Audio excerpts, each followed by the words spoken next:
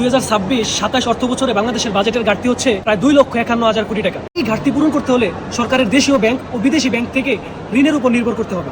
আপনি এখন দেশীয় ব্যাংকের দিকে যদি তাকান, দেখবেন ব্যাংক খাতে ঋণ খেলাপি, অনিয়ম এর কারণে ব্যাংকগুলোর প্রতি বাংলাদেশের মানুষের এখন আস্থা হারিয়ে গিয়েছে। বাংলাদেশের মানুষ ওই ব্যাংকে এখন আর টাকা রাখে না। সেই ব্যাংকে টাকা রাখা থেকে তার ঘরে টাকা রাখতে সে সেফ মনে করে।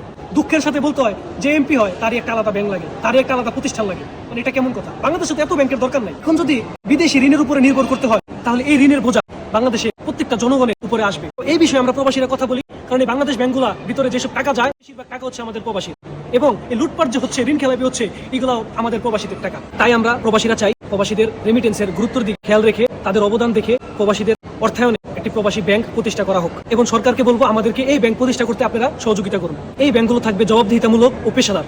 এখানে কোনো আমলা বা নেতাদের আধিপত্য চলবে না। এখানে প্রবাসীরা বিনিয়োগ ও সঞ্চয় করতে পারবে, সাধারণ মানুষও বিনিয়োগ ও সঞ্চয় করতে পারবে। একই সাথে ব্যাংকিং খাতে সুশাসন, জবাবদিহিতামূলক নীতি রোধে ব্যবস্থা আরো শক্তিশালী হবে ইনশাআল্লাহ।